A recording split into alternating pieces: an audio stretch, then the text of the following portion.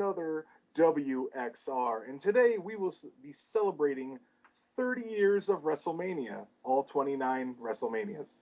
Anyway, so we are going to go through a couple of awards that we have, covering things like superstars and divas and matches and all that goodness for the upcoming WrestleMania 30. So joining me today is Chris, aka the Mole. Whoa, whoa, WrestleMania, we're fighting to survive. And Marcus Shadow. I guess we don't need Jim after all. We have the Mole to sing. I thought you were going to go into the Linda McMahon WrestleMania song. I figured we all needed a WrestleMania song. I got that one. You needed to have the That's an awesome song. I'll take that. And since Victor is the stay-at-home dad gamer, he's doing I'm coming home, I'm coming home. Tell the world that I'm staying home. Okay. That needs to be your... If you ever do like a video or a video series, video show, that needs to be your theme song. I'm staying home, I'm staying home. All right, and as was alluded to just earlier, Jim Phoenix is not here. I think he's working, or I don't know, maybe we Chris Benoit him or something. We wish him well on his future endeavors. He was in a limo that exploded. Anyway, so he refused to be here because he thought, okay, this guy Richter, he clearly didn't deserve to get the main event spot at WrestleMania, so he did a CM Punk. That's true. And so our first award is Mr. WrestleMania, which goes to the superstar that we think is or has had like the best presence or so at WrestleMania. So who wants to jump in first? I'll go first with the obvious answer. Well, the second obvious answer. I didn't give it to Mr. WrestleMania himself. I went with Undertaker. Only because for 20 odd years, the streak has basically been so impactful to WrestleMania that it's become such a huge spectacle at WrestleMania itself. And it's part of the hype now. So it's, he's sort of transcended from just, okay, he's winning a couple of matches at WrestleMania to sort of being so culturally relevant to WrestleMania itself. Dead man. Yeah, I almost did that. I agree with the Mole. I gave mine to the dead man for the same reasons. Okay. Then I went with the stereotypical answer. I went with HBK, just because he has had, some of the crazier entrances, and he a lot of times is involved in like the best matches at WrestleMania. So a bit cliched, but I had to give it to him. Yeah, I could understand that. He is called Mr. WrestleMania for a reason. Yeah. They didn't just put it on his shirt, but and so next award is for Ms. WrestleMania, which is the diva that we think has been the best. And I'll go first, just for no reason. I went with Trish Stratus, just because I think that with all the WrestleMania diva matches that they've had, she's been in the ones that weren't actually piss break matches, so it just seems like, I'll give it to her. I agree. I also gave mine to Trish Stratus. And I could see that. I gave mine to, wait for it, Miss Elizabeth. Oh, nice. Only because early on she was so impactful to the WrestleMania stuff. I mean, in a feud involving Hulk Hogan versus Macho Man, you were talking about Miss Elizabeth. Hulk Hogan and Macho Man outshined by Miss Elizabeth, kind of, and that kind of, I was about to say that takes balls, which makes her Miss WrestleMania. That'd be a bad choice of words. But whenever I think of like Miss WrestleMania and stuff like that, it's sort of like she's like more the classy version or classic version of what I think Miss WrestleMania should be, like a beauty pageant type thing, if you will. I gave it to Miss Elizabeth. I like that. Cool. And third up, we have Brothers in Arms, which would be the tag team that we think is the best at WrestleMania. So, who'd like to do that one first? I say we just stick with you going first, since you're the host, and that seems to be what we're doing. Okay. Okay. For mine, I couldn't really decide on one, so I just lumped in several people. So I have the indomitable ladder match trio of Hardy Boys, Dudleys, and Edge and Christian. Because I will say, you couldn't think of like a proper tag team, so you just lumped a group of people together. Isn't that what the tag team division now is? Yes. I'm keeping it real. Yeah. But I had to give it to them just because they put on, probably in my opinion, the best tag matches at WrestleMania. Those were always so entertaining to watch. So I couldn't pick just one of them. So I was just like, throw all three together. I just made a giant stable. And fair enough. I gave mine to Edge and Christian.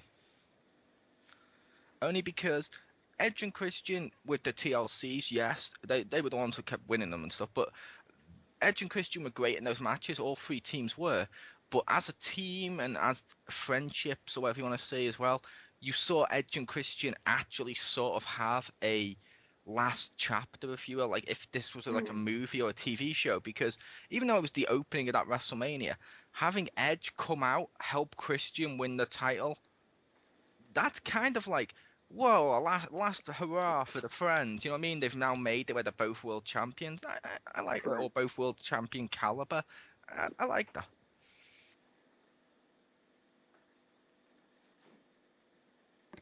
I gave mine to the Hardy Boys. You should have gone with the Dudleys, Richter. But yeah, I gave mine to the Hardy Boys because, bar none, they are my favorite tag team of all time in WWE, and they're my favorite for a very good reason, because they're, like you said, they're awesome in the ring, and all their WrestleMania matches together were just that good. They were the best tag team matches ever. What would have been more funny would have been if he'd gone Dudley's, you'd gone Hardy's, and I went with to answer, and it was Team Snooki.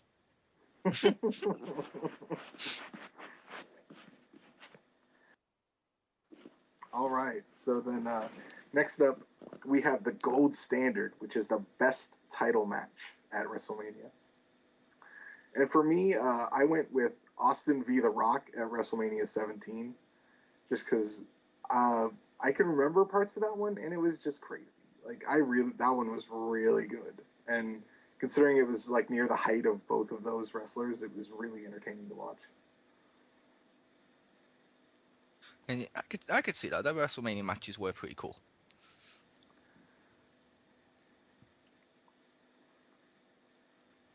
Marcus? I don't actually have one. I couldn't think of one.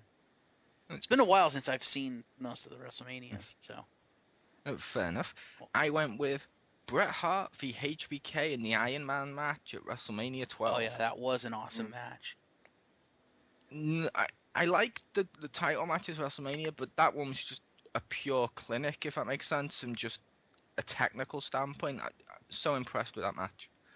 And they didn't just wrestle for an hour. They went over the fucking limit with the time as well. That's awesome. That was a good one. So next up, we have Showdown, which is the best non-title match. Destiny. There's Mr. Rogers. Spoilers. So for mine, best non-title match at WrestleMania, I went with the first Money in the Bank at WrestleMania 21, because I really like that concept, and the 6 people involved in that it'd be really hard to choose a better 6 to do it. And even though the second Money in the Bank was really good, the first one I think was even better. That one was just so awesome. Hi, I'm sorry to do this, but according to Wikipedia right here, Money in the Bank is counted as a title match according to WWE SmackDown v Raw. Really? I don't think you win a title. No, you don't win a title. I'm kidding. I would refer to in the universe where you go on the title and they have like Royal Rumble winner. It's like, that's not the title! Yeah, you can't just strip someone of their Royal Rumble. What? I went with Bret Hart v Owen Hart, WrestleMania 10. Again, fucking awesome match. I mean, come on, it's Bret Hart and it's Owen Hart. That one was really good. I know, and that was the opening match. Yeah. It's all downhill. They like to do that. A lot of times the title match isn't the best one on the card. Or like it looks like it will be, but it ends up not being that. Yep. Marcus? Again, I don't have one for this one.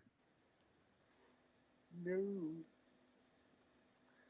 Okay, and then next award is Rest in Peace, the streak match that we thought was the best of WrestleMania. And for me, I had to go with Taker v Orton at 21. Even though I don't exactly think it was the most entertaining of them, it felt like that was the first one where I didn't think Undertaker would lose, but I felt like he had a good chance of losing because it was the legend versus legend killer gimmick for Orton's at the time. He had the legend killer, and it was like, they are actually pushing Orton. I don't think he'll win, but I think he has a legitimate chance that they would pretty much sack the streak just to push Orton. So I had to give it to that one. I could see that. His gimmick at the Legend Killer did make it so he was very likely to do it. Yeah. There's been very few streak matches where I felt like it was going to end, if that makes sense. One would be Diesel, but that was when they weren't really building it as a streak. Right. But you thought he'd lose because it's, what I mean, someone as big and as almost good at the time as him and stuff. And then like Edge and stuff like that. But my one, I gave it to HBK at WrestleMania 25, the first one they had. Oh my god, that matchup, that kept me pretty much on the edge of my seat throughout the entire fucking thing. And it's sort of like where you kind of don't like it, but it's like, boom, super kick, and you're like, no, 1, no, 2, no. Undertaker kicks out, you're like, oh, thank fuck. And Undertaker goes to win, you're like, yes. And then Shawn Michaels kicks out the 2, and you're like, no. and it's one of those matches. The streak's one of those matches that can turn you into a mark instantly, and that's one of the things that did it. It's like, no, yes, no. And it's like it's not like I want to see HBK lose matches because I like HBK. I just didn't want the streak to end. Like you get like closer and closer to the screen, and then like once he kicks out, just after the 2, you like lean all the way back in the chair, like exhausted, like, oh, thank God he kicked. Yeah. When the match is over, I'm just lying on the floor. like Gohan after defeating Cell, I'm just like giggling and panting. There you go. I also gave mine to a versus Shawn Michaels, but it's the last one. I guess it would be Michaels' retirement match, just because they made a spectacle of that one, but it was still a really, really good, solid match. And I love the entrance to that match where you have Undertaker basically coming up from the depths of hell, and you have Shawn Michaels descending from the heavens, all in like white. I thought that was awesome. That was pretty cool. And like I said, it was a good match, so I enjoyed that one. So next up we have Star Power, the best celebrity or host at WrestleMania. And this one's a bit silly, but whatever. I gave it to Mr. T because Mr. T is awesome. I no almost real gave it to him. Yeah. I almost gave it to him because Night Elf Mohawk grenade. It's grenade. Get it right. When he was there, that would have been so great. But I gave mine to the obvious one. I went The Rock. As did I. Because it was just cool seeing him back as a celebrity host. I mean, who would have thought Dwayne Johnson would have actually been able to wrestle? That was impressive. Admittedly, he also did the most kind of stupid, but I understand it, ending ever. Where it was like, okay, the matchup is officially over. Miz is now WWE champion. And he's like, no, start the match again. Rock bottom. Aha! Now you're no longer champion, Cena. And he's like, But he wasn't anyway. He already lost. This was over. But it was more of a he wanted to cost Cena, so I could understand it. But it was still fun seeing him back, Team Bringer. Although Mr. T was fucking awesome. Mm-hmm. Honorable mention would also be Mike Tyson. Yeah. As much as I didn't enjoy the era in which he was in and stuff, and I also didn't enjoy the matchup Shawn Michaels v Austin, it was still cool seeing him. Mike Tyson was still done in a brilliant way, and him knocking out Shawn Michaels was kind of fun. That was pretty cool. So next up, we have holy shit. Beep. Holy shit. Yeah. Holy shit. Is it wrong? I'm just waiting to after you say to go beep. That's all. Holy shit. Dude, video game style. Which is the spot that we thought was best at WrestleMania. And for me, there's a lot of tough ones, but I had to go with one that I just thought was friggin' crazy. And that's when Shelton Benjamin like leaned the ladder on the other one, and he just ran up and like clotheslined the guy. Because I just saw that I was just like, that was fucking awesome. like, can we get that in the game? And I think it took like 4 or 5 years to actually get that in the game. Yep. I was just like, oh, that's so awesome. Marcus? I agree with Richter. That really was a moment that made me go, holy shit. I gave mine to a different one. I gave mine to Edge spearing Mick Foley through a flaming table. Of course you did. What, you didn't like that? It was No, a flaming not table. really. That was awesome. Flaming table. Boom. You hadn't seen that in years, and when he did it, it was kind of cool. It was almost a throwback to the old hardcore stuff if people liked that and stuff. And bear in mind, that was probably almost done. A matchup was done almost as a send-off to Mick Foley, kind of. It was the perfect way to send him off. Through a flaming table.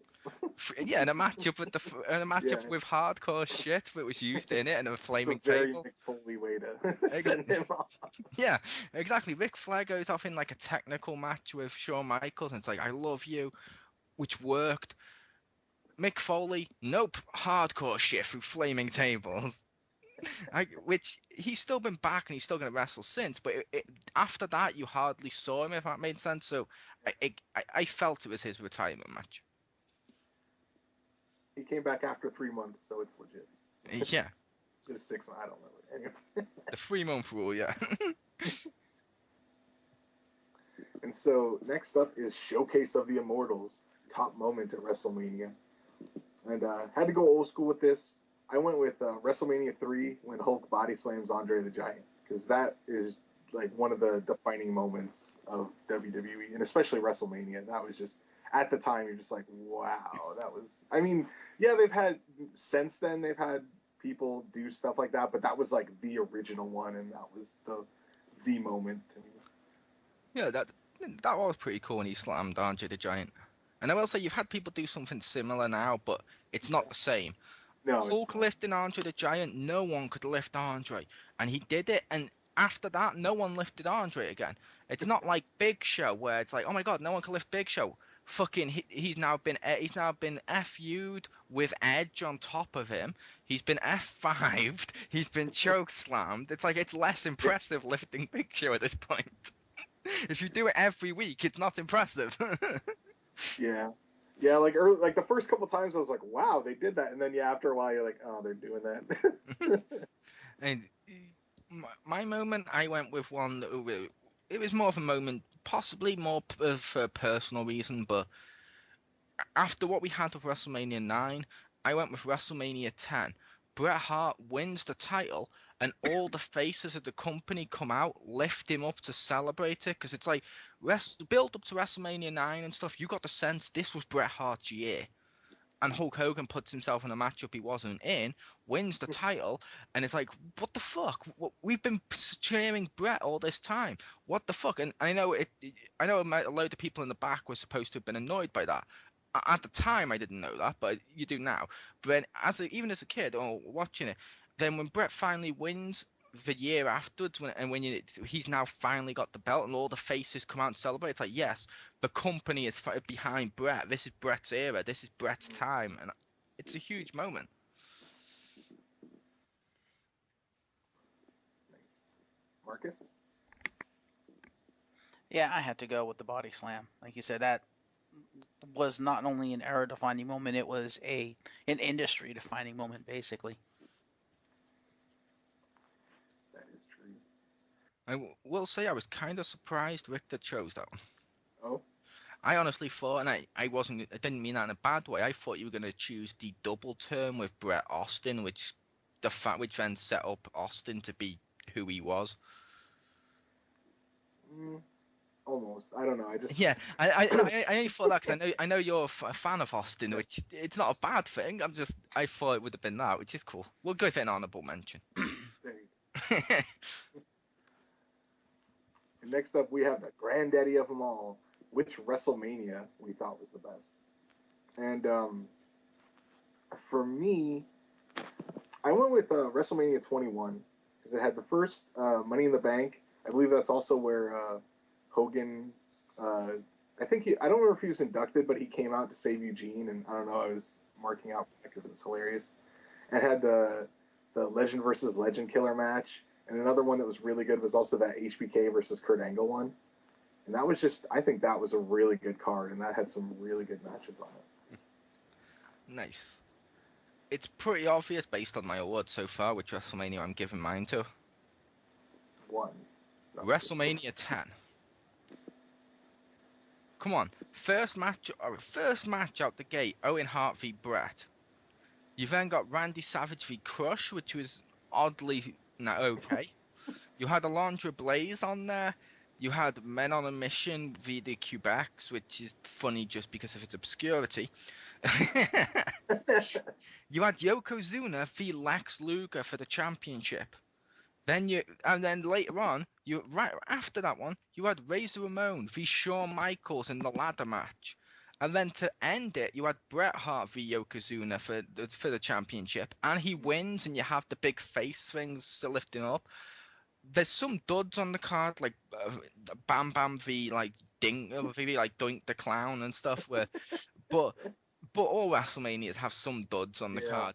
However, it had enough moments and enough great matches that's a pretty damn solid WrestleMania. I'd be happy if all WrestleManias were like that. Me too. And if anyone hasn't seen it, the reason Bret went against Owen is because basically Bret and Lex Luger went over the top rope at Royal Rumble at the same time. And unlike when they've done that before, like Batista and Cena did it recently, I think. And then it was like, oh, just start it up again, fuck it, and then they'd have a winner.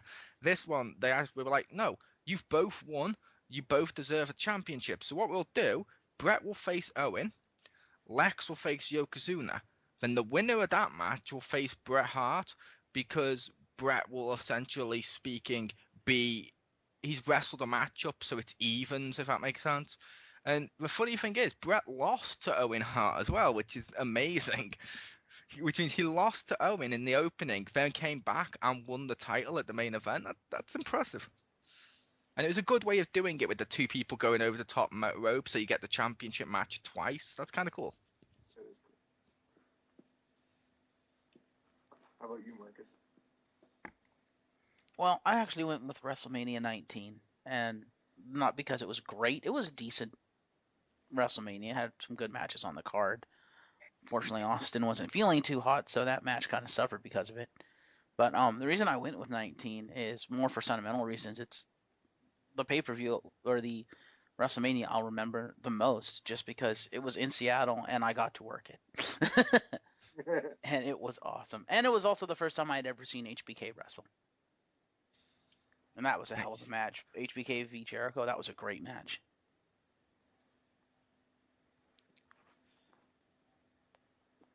All right. So next up we have Legends of WrestleMania, the Hall of Fame inductee that we thought was the best. Now, I think like Mole should go first, because I suspect what his answer is. So You suspect my answer was Bret the Hitman Hart? I do. Yep, I went with Bret Hart. Only because, one, I mean, there's been other legends that you could argue deserve it more than him, possibly. But with Bret being inducted into it, it was more of a, wait, they're inducting Bret? Because after the screw job and stuff, you thought like WWE would never forgive Bret, or they'd never get, or Bret would never forgive WWE as well and stuff. So he actually got his props. He deserved them, and he got inducted. I was all for it. I cheered. Yeah, I also had to go with Bret Hart Yep. because it really, yeah, it felt like he got complete. Like, yeah, you definitely didn't think he would ever be put in, and it felt like it had, come full circle. Like, he got screwed, and then it came back, and then they were like, and it almost was like, oh, like hug it out. It was kind of like clean slate. We're over that now. Here, come on back in. And I thought that was really probably the most touching person to be inducted in the Hall of Fame, and it was really just a great person to put in. So I had to give it to that one. Yep, I agree. I also went with Bret the Hitman Hart for all those reasons. Just because it's like you don't expect him to be put in because of all that stuff, and then they turn around and they go to Bret and they say, you know what, if you'll forgive us, we'll forgive you, kind of thing. And the fact that both parties are willing to forgive each other, and then Bret basically returns home, so to speak, and most is forgiven. It's like, yeah, that's fucking awesome. And just because of that, I think it could be argued, of all the people who have been inducted into the Hall of Fame, and of all the people who have yet to be inducted into the Hall of Fame, Bret the Hitman Hart was the one that most deserved it, just because of all the shit he went through. Yeah. Yep. All right. Next up, we have the grandest stage, which is the set design that we thought was the best. And I myself went with WrestleMania 20, where it had like the walkway, like the stage was basically all these monitors, so like they could have their entrance play under them, and like the videos could be shown there, because that looked really cool. I don't know why, I just thought it was kind of neat that they were like walking over TVs. I went with WrestleMania 9. I loved the whole Coliseum outdoorsy sand thing with like Bobby the Brain Heenan and like a toga and shit. The pay-per-view itself not that good. I mean, whenever anyone's talking about great streak matches, for example, whoever remembers him v Giant Gonzalez, where he gets fucking chloroformed and goes to the back on a stretcher, should have been counted out, but yet still comes back later on. No one remembered. No, we don't want to talk about WrestleMania 9 that much. WrestleMania 9 sucked for many reasons. Hi, Hogan. But yeah, Yeah. but the set design for WrestleMania 9 was fucking awesome. I didn't have one, but correct me if I'm wrong, wasn't there a WrestleMania set design designed around Undertaker at one point?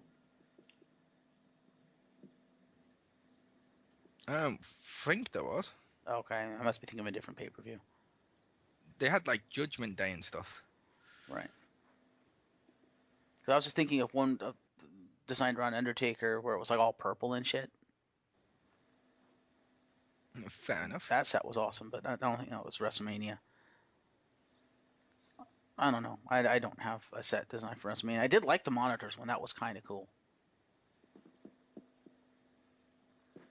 All right. So next up, we have the Cutscene Award, which is, we thought, the best entrance for WrestleMania.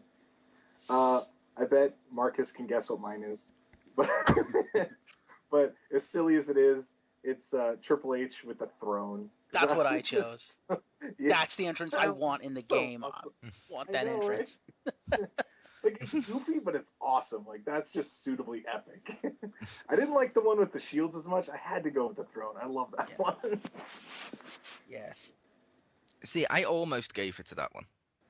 But I went for one more for like the personal or the inner mark, if you will. Right. Undertaker, WrestleMania 20. The reason why he was when he was Biker, we all, at least I did, I liked him as Biker, I supported him as Biker, I owned the t-shirt of Biker and stuff. I've always preferred Deadman. That was who Undertaker was to me. And then he gets buried alive, and we're told he's going to return at WrestleMania. And you're like, okay, this better be him returning as Deadman. It looks like it's going to be him as Deadman. Please be Deadman. And then the lights go out and you hear the, oh yes, my Undertaker. And Undertaker just comes out in the like modern Deadman look. It's like, yes, bravo. He's finally back. And Kane looks like he's just going to shit himself. I mean, it's Kane shitting himself because the dead man's coming out and stuff. And it's like, yes, he's back as Deadman. And just for those reasons, I just loved it. I do have to say I have to give a runner-up for I can't remember which one it was, but it's when Undertaker came out in like the fucking like medieval armor. Oh. The first time. Yeah, that was a recent one, right? Like in the last 3 or 4 years. A few years ago. Because I remember when we were all watching that, and when he came out and he was wearing that armor, we all at the same time said, "I want that in the game," because that armor was awesome. I was like, "Yes, that's his best. That's his best outfit right there." See, if I had to give an honorable mention, it'd be HBK coming down on that zip line. Yeah, that one was cool. Yeah. I want a zip line entrance, damn it. Because I'm so fat, I imagine Snap. Ah! Dude, Owen Harted. Yeah. All right. That's probably why they didn't put it in the game. That's kind of what I was thinking, why they wouldn't do it. But next award is Really, which is the stupid moment or decision.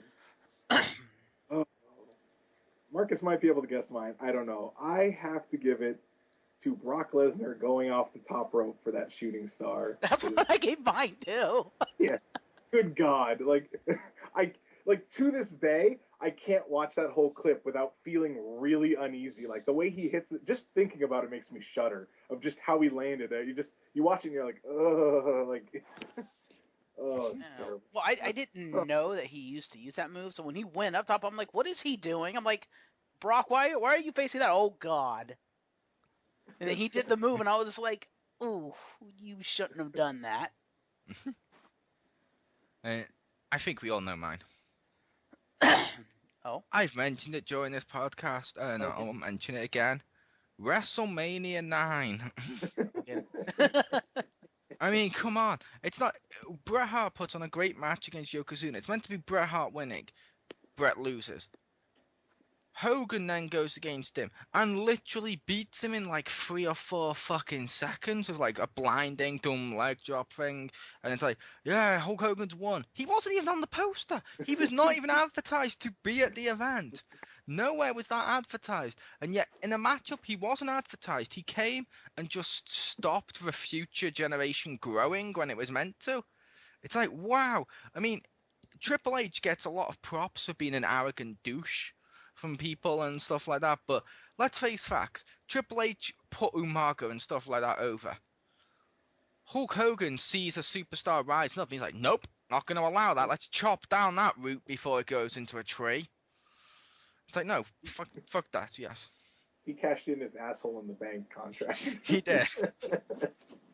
He did. I mean, that's such a dickish thing as well. I mean, imagine if that was on a video game as well. Like, even on a video game, like, imagine at WrestleMania, you win.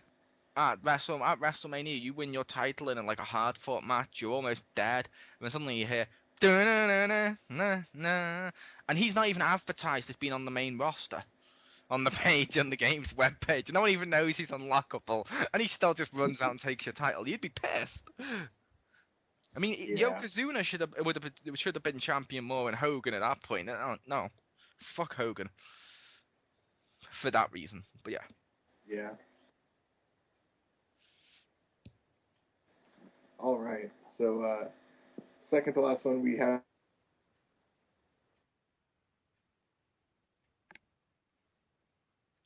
Did we lose Richter? I believe we may have just lost Richter.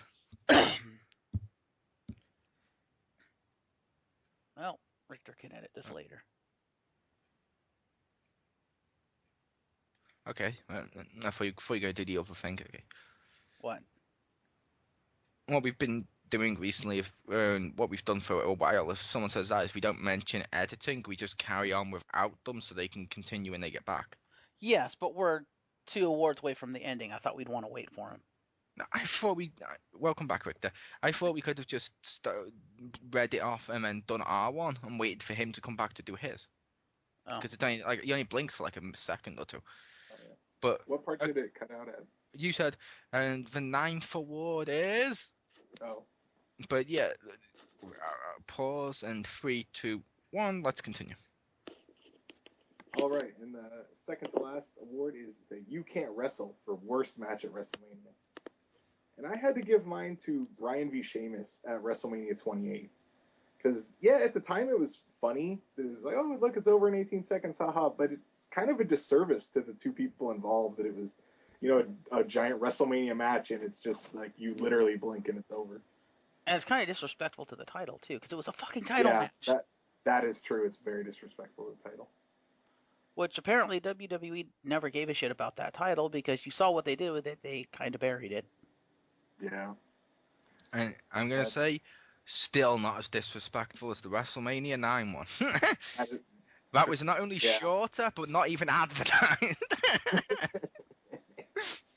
Is that your worst match at WrestleMania? No, I went with the obvious, Brock v. Goldberg. I agree with both of you. That's pretty bad. Brock v. Goldberg, WrestleMania 20. On paper, I'm going to say, Brock v. Goldberg looked like shit, and boy, did it not disappoint. I mean, you have the biggest piece. And it delivered. Yeah, it did. I mean, you had Brock, who at the time, and even now I'm going to say, I'm not a big Brock Lesnar fan. If you put him against someone like Kurt Angle, Undertaker, someone like that, he can deliver. You put him against someone who's shit, he doesn't deliver. He's not one known for carrying people. Yeah. So you had him. Then you have the biggest piece of shit that's ever wrestled in terms of shitness versus how fast their entrance is and all that. Basically, the prototype for Ryback. And you put those two together. Wow. Yeah. When you say you can't wrestle, I can't think of someone to shout that out who's more deserving than Goldberg. So yeah, Brock v. Goldberg. Yeah, like we said, it looked like shit on paper, and it didn't fail to deliver. It oh my god, it was so wonderfully shit. Like I said, I agree with both of you. Because I hadn't even thought. I honestly, I had Brock v. Goldberg written down, but as soon as Richter mentioned that match, I was like, yeah, that match sucked balls. If you could even call it that. It did. So I think we're back to our host. All right. So last award we have is the Who in the Blue Hell Are You for worst Hall of Fame inductee. Oh, I had to give it to Drew Carey. I agree. I think he's funny. I actually like him as a comedian, but I mean, seriously, he barely wrestled like one match and Hall of Fame. No. That's kind of disrespectful to pretty much anyone who's in there who actually wrestles. They might as well put Carrot Top in there. At least he's got guns. The other thing, too, is he was a more recent celebrity guest host, whatever, of WrestleMania, and it's like, so you went with him over, I don't know, Pete Rose? Really? Seriously? I will say, I agree with you. But I didn't put that one down. I put the celebrities, period. Because I was like, any celebrity in the Hall of Fame. I know they got their own celebrity wing, and it's to draw in the mainstream. And oh yes, we need to care about this. But I don't care. It's wrestling. But yeah. And I will say an honourable mention is, I believe it might not be this one, but I believe it was Jimmy Hart. I will give an honourable mention to that. Only because Jimmy Hart 100% deserved to be in the Hall of Fame. But, as the absolute arrogant douche he was, I think it was Jimmy Hart, when Hulk Hogan went to induct him, he fucking hardly mentioned Jimmy Hart and turned the whole thing into trying to shoehorn a feud with him and Austin, who Austin had gone on record on interviews and stuff as saying he didn't want the matchup anyway. And Hogan's just like, yeah, brother, you would like to see me in Austin, right, brother? Who gives a shit about this guy behind me being inducted, brother? It's time to, what are you going to do, brother, when Hulk Hogan runs wild on Austin? Oh, yeah, Jimmy Hart being inducted, yeah. Remember WrestleMania 9? I don't think, no, fuck you, Hogan. He's the worst ego in wrestling, damn him. Yeah, That he was an is. honourable mention, but yeah, the celebrities. I say that was an honourable mention because I didn't want to give it to that one because at the end of the day, I still think Jimmy Hart deserved his spot. It was just the inductor who was the dickish. Fair enough. And,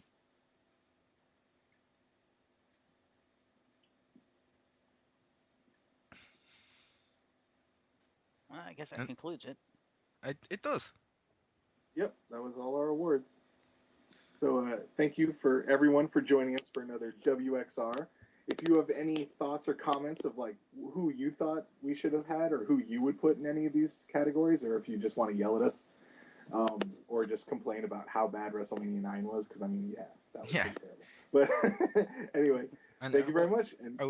And I will also say, for those of you listening, if you're wondering about the Honor our pre-show to these awards, go on to the xpound.proboards.com for such awards as Greatest Dark Match.